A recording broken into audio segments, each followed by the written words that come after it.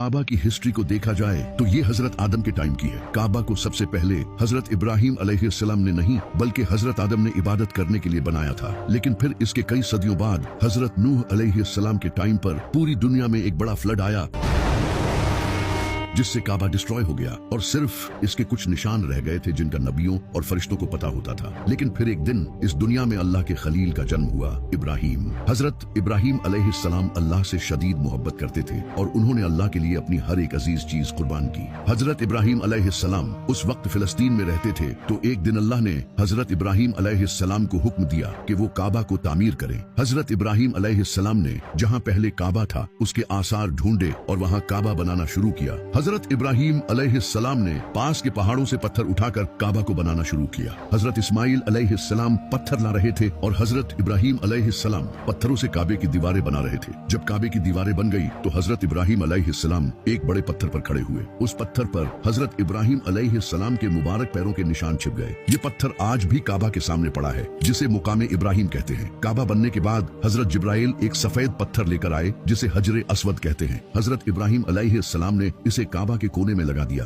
लेकिन मुसलमानों के गुनाहों की वजह से आज ये पत्थर काला हो चुका है। हजरत इब्राहिम और इस्माइल अलैहिस्सलाम जब काबा को बना रहे थे तो वो साथ ही ये दुआ कर रहे थे, ऐ हमारे रब हमसे ये कबूल फरमा, बेशक तो सुनने वाला और जानने वाला है। ऐ हमारे रब हमें अपना मुसलमान बना और हमारी नस्ल से एक मुसलमान उम्मत बना जो तेरी फर्मा बरदार हो। जब हजरत इब्राहिम अलैहिस्सलाम ने काबा को बनाया था तो उस वक्त काबा स्क्वायर नहीं बल्कि रेक्टेंगुलर शेप में था और ये जो हिजरे इस्माइल वाली जगह है ये भी उस वक्त काबा में इंक्लूडेड थी। इसके दो दरवाजे थे, एक एंट्री के लिए और दूसरा दरवाजा एग्जिट के लिए था और इसकी हाइट 9 हाथ ऊंची थी। इसके बाद हजरत इस्माइल अलैहिस्सलाम की नस्ल वक्त गुजरने के साथ साथ काबा की देखभाल करती रही और आहिस्ता आहिस्ता लोगों ने काबा में बुत रखने शुरू कर दिए। फिर साल 570 ईस्वी में जब नबी सल्लल्लाहु अलैहि वसल्लम की पैदाइश का साल आया तो इसी साल एक इंसान ने काबा पर हमला करने का प्लान बनाया। इसका नाम अब्राहा था। अब्राहा एक बादशाह था जिसकी यमन पर हुकूमत थी और वो ये चाहता था कि जिस तरह दुनिया भर से लोग काबा आते हैं इसे छोड़कर लोग यमन में आएं।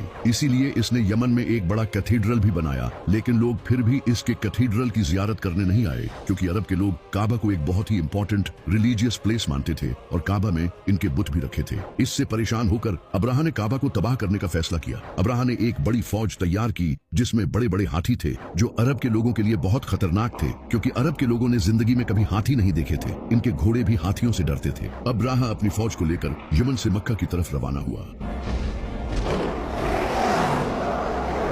और रास्ते में आने वाले टाउन्स और कबीलों पर कब्जा करता गया। इसी दौरान इसने कुछ ऊंट हथिया लिए लेकिन इन ऊंटों के मालिक का नाम अब्दुल मुत्तलिब था जो नबी सल्लल्लाहु अलैहि वसल्लम के दादा थे। जब हजरत अब्दुल मुत्तलिब को इसका पता चला तो वो अब्राहा से मिलने गए और इसके पास जाकर उन्होंने अपने ऊंट वापस मांगे। अब्राहा ये देखकर बहुत हैरान हुआ। इसने जनाबे अब्दुल मुत्तलिब से कहा कि मैं यहाँ तुम्हारे काबा को तबाह करने आया हूँ और तुम्हें अपने ऊंटों की पड़ी है। तो जनाबे अब्दुल मुत्तलिब ने इसे कहा कि मैं इन ऊंटों का मालिक हूँ और इस काबे का मालिक कोई और है। मैं अपने ऊंटों की हिफाजत करूंगा और वो काबा की हिफाजत करेगा। तुम मेरे ऊंट मुझे वापस कर दो, फिर चाहे काबा पर हमला करो। तो अब्राहा ने इनके ऊंट इन्हें वापस कर दिए और वो वापस मक्का चले गए। वहां जाकर वो काबा के पास गए और इसके दरवाजे को पकड़कर कहा, ऐ अल्लाह, एक इंसान भी अपने घर की हिफाजत करता है तो तू भी अपने घर की हिफाजत कर।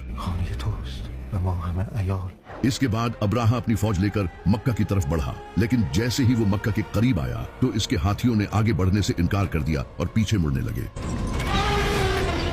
तुम मेरे ऊंट मुझे वापस कर दो, फिर चाहे काबा पर हमला करो। तो अब्राहा ने इनके ऊंट इन्हें वापस कर दिए और वो वापस मक्का चले गए। वहां जाकर वो काबा के पास गए और इसके दरवाजे को पकड़कर कहा, ऐ अल्लाह, एक इंसान भी अपने घर की हिफाजत करता है तो तू भी अपने घर की हिफाजत कर। इसके बाद अब्राहा अपनी फौज लेकर मक्का की तरफ बढ़ा लेकिन जैसे ही वो मक्का के करीब आया तो इसके हाथियों ने आगे बढ़ने से इनकार कर दिया और पीछे मुड़ने लगे। फौज ने पूरी कोशिश की लेकिन वो आगे बढ़ने को तैयार नहीं थे। ये अल्लाह की तरफ से एक निशानी थी। इसी वक्त उन्होंने आसमान की तरफ देखा तो एक बड़ी तादाद में परिंदे उनकी तरफ आ रहे थे जिनके मुंह और पंजों में पत्थर थे। इसके बाद इन परिंदों ने वो पत्थर इस फौज पर गिराए। ये पत्थर इनके जिस्मों को चीरने लगे और इस तरह अब्राहा और इसकी पूरी फौज तबाह हो गई। और अल्लाह ने काबा को बचा लिया। इस वक्त तक हजरत इब्राहिम अलैहिस्सलाम के काबा को तामीर किए 2000 साल हो चुके थे और फ्लड्स और बारिशों की वजह से काबा की दीवारें कमजोर हो चुकी थी। इसी वक्त मक्का में एक बड़ा फ्लड आया जिसने काबा की दीवारों को काफी नुकसान पहुंचाया। तभी मक्का में कुरैश ने ये फैसला किया कि वो काबा को तोड़कर इसे दोबारा से तामीर करेंगे। कुरैश के लीडर्स ने ये फैसला किया, काबा को दोबारा तामीर करने के लिए जो पैसा लगेगा वो हलाल होना चाहिए। जिसके बाद कुरैश ने मिलकर काबा को दोबारा तामीर करना शुरू किया। शुरू में तो कोई भी अल्लाह के डर से काबे की दीवार गिराने के लिए तैयार नहीं था, लेकिन फिर हजरत खालिद बिन वलीद रजी अल्लाह तआला अन्हु के बाप ने आगे बढ़कर काबे की दीवार को गिराना शुरू किया, जिसे देखकर बाकी लोग भी इनके साथ शुरू हो गए। उन्होंने काबा की लंबाई को रेक्टेंगुलर शेप से कम करके स्क्वायर शेप में बनाया, क्योंकि इनके पास पैसे कम थे, और इसकी हाइट को भी 9 हाथ से 18 हाथ ऊंचा कर दिया और इसके दरवाजे को भी ऊंचा कर दिया ताकि हर कोई इसमें जा न सके। जब काबा सही तरह से बन गया तो अब बारी थी इसमें हजरे अस्वद को रखने की, जिसे लेकर कुरैश के दरमियान झगड़ा होने लगा, क्योंकि हर कबीला यही चाहता था कि वो इस पत्थर को रखे। इनके दरमियान जब झगड़ा मजीद बढ़ने लगा तो एक इंसान जिसका नाम था अबू उमैया बिन मुगीरा, इसने कुरैश के सारे कबीलों से कहा कि कल जो इंसान हरम में सबसे पहले एंटर होगा वही ये फैसला करेगा कि पत्थर कौन रखेगा। और अगले दिन जब सबने देखा तो सबसे पहले नबी सल्लल्लाहु अलैहि वसल्लम काबा में एंटर हुए। तब नबी सल्लल्लाहु अलैहि वसल्लम ने ऐलान नबूवत नहीं किया था और मक्का के लोग आप सल्लल्लाहु अलैहि वसल्लम की काफी इज्जत करते थे। तो नबी सल्लल्लाहु अलैहि वसल्लम ने एक बेहतरीन हल निकाला। आप सल्लल्लाहु अलैहि वसल्लम ने हजरे अस्वद को एक बड़े से कपड़े पर रखा और हर कबीले के लीडर को इस कपड़े को उठाने का कहा। जब सारे कबीलों के लीडर्स इस पत्थर को उठाकर काबा के पास ले गए तो आप सल्लल्लाहु अलैहि वसल्लम ने इसे अपने हाथों से उठाकर अपनी जगह रखा। ये देखकर कुरैश के सारे लोग बड़े खुश हुए और इस तरह काबा को दोबारा तामीर किया गया। फिर इसी काबा में एक दिन एक अजीम इंसान का जन्म हुआ जिसका नाम था अली इब्ने अबी तालिब।